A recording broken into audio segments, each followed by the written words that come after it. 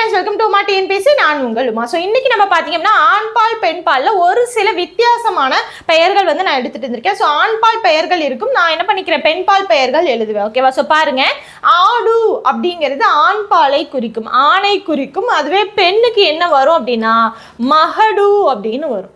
ஆண் அப்படின்னா இது எல்லாருக்கும் தெரியும் பெண், கணவன் அப்படின்னா மனைவி, தந்தை அப்படின்னா தாய். தபுதாரன் அப்படிங்கிறது உங்களுக்கு வித்தியாசமா இருக்கும். தபுதாரன் அப்படின்னா என்ன அப்படின்னா இதுக்கான பெண்பால் அப்படிங்கிறது விதவை. ஓகேவா? ஸோ தபுதாரன் அப்படின்னா என்ன? ஸோ இதுக்கு பெண்பால் விதவை. அப்போ தபுதாரன் அப்படின்னா என்னவா இருக்கும்? மனைவி இல்லாத கணவனை குறிக்கும். விதவை அப்படிங்கிறது கணவன் இல்லாத மனைவியை குறிக்கும் இல்லையா? ஸோ அதோட ஆப்போசிட் ஆண்பால் அப்படிங்கிறது தபுதாரன் அப்படின்னு வரும். இதுவே பாணன் அப்படின்னா பாடினி அப்படிங்கிறது நிறைய பேருக்கு தெரியும், ஆனால் வேற பெயர்களும் இருக்கு. என்ன அப்படின்னா விரலி மதங்கி அப்படின்னும் நம்ம சொல்லலாம். என்ன சொல்லலாம்?